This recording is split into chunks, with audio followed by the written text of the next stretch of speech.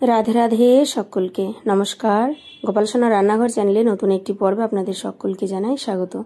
आशा करछि आपनारा प्रत्येकेई खूब भालो आछेन और आमराओ राधारानी एबं गोपाल सोनार अपार करुणाते खूबই ভালো আছি। শীতের মৌসুম তো পড়েই গেছে। এই শীতের মৌসুমে পিঠেপুলি খেতে যেমন ভালো লাগে ঠিক তেমনি লুচি খেতেও কিন্তু বেশ ভালো লাগে।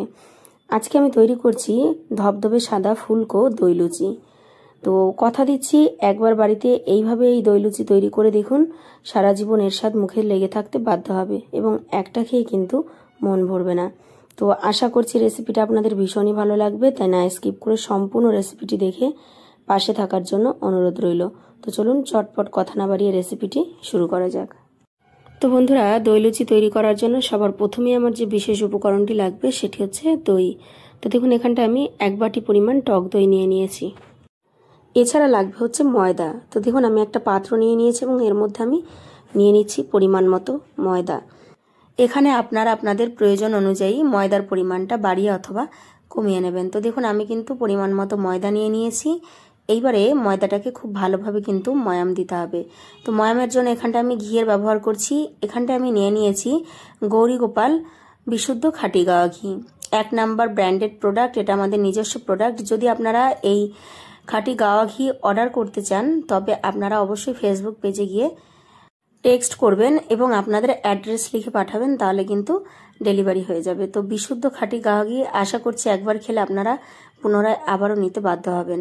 তো যাই হোক দেখুন এখানটায় কিন্তু আমি পরিমাণ মতো ঘি দিয়ে দিয়েছি।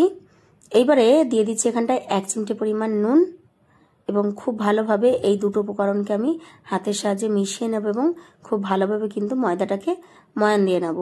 লুচি তৈরির ক্ষেত্রে প্রথম স্টেপ হচ্ছে ময়ান। ময়ানটা যদি পারফেক্ট না হয় তবে কিন্তু কখনোই লুচি সফট হবে না। তো যাই হোক দেখুন আমি কিন্তু ধীরে ধীরে ময়দাটাকে খুব সুন্দরভাবে ময়ান দিয়ে নিচ্ছি।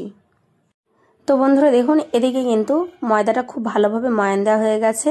ময়ান দেওয়া পারফেক্ট হয়েছে কিভাবে বুঝবেন আশা করছি অনেকেই জানেন, তা সত্ত্বেও একবার বলে দিই।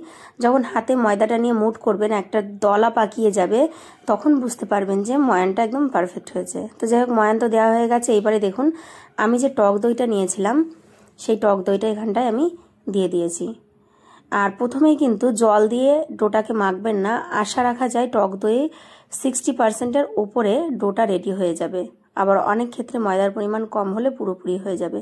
তো এবারে দেখুন এর মধ্যে দিয়ে দিচ্ছি আমি 1 চিমটে পরিমাণ চিনি। যেহেতু টক দই দিয়েছি তাই জন্য স্বাদের ভারসাম্যের জন্য চিনিটা দিলাম এবং লুচি তৈরির ক্ষেত্রে একটুখানি চিনি দিলে লুচিগুলো বেশ সফট হয় এবং খেতেও বেশ ভালো লাগে। তো দেখুন প্রথমে কিন্তু আমি ময়দাটাকে দইয়ের সাথে খুব ভালোভাবে মেখে নিয়েছি। এইবারে ডোটা তৈরি করার জন্য আমার অল্প করে জল লাগবে। তো দেখুন এখানটা আমি হালকা অল্প করে কিছুটা পরিমাণ জল দিয়ে দিয়েছি। এবারে খুব ভালোভাবে কিন্তু আমি ডোটাকে মেখে নেব। বন্ধুরা এই দই লুচি তৈরি করার ক্ষেত্রে পুরো লুচির ডোটা কিন্তু দই দিয়ে তৈরি করবে না, তাহলে কিন্তু বেশি পরিমাণে একটু টক হয়ে যাবে। যেহেতু টক দই দিয়ে তৈরি করতে হবে সেই জন্য হালকা কিছুটা পরিমাণ জল দিয়ে দেবেন, এতে করে কিন্তু ডোটা খুব ভালো হবে। আর আজকে এই লুচি তৈরির জন্য ডোটা কিন্তু মানে সফট টেক্সচারে রাখতে হবে, খুব বেশি একটা শক্ত হলে কিন্তু হবে না। ডোটাকে একটু সফট নরমভাবে মাখতে হবে। তো বন্ধুরা দেখুন এদিকে কিন্তু আমি ডোটা খুব ভালোভাবে মেখে নিয়েছি এবং খুব সুন্দরভাবে নরম একটা টেক্সচার রেখেছি। এইবার এই ডোটাকে আমি 15 মিনিটের জন্য রেস্টে রাখবো।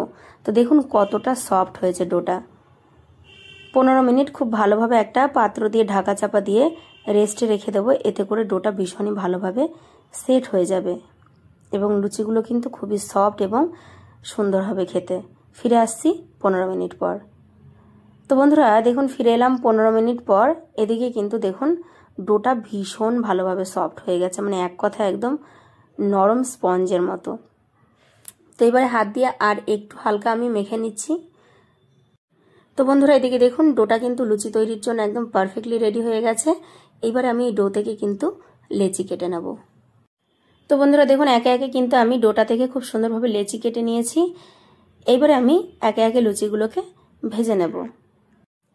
তো দেখুন এদিকে কিন্তু আমি লুচিগুলো বেলার জন্য একটা বেলন এবং বেলন চাকি নিয়ে নিয়েছি এবং খুব ভালোভাবে কিন্তু বেলন আর বেলন চাকিতে তেল মাখিয়ে নিয়েছি, এতে করে লুচিগুলো বেলতে সুবিধা হবে।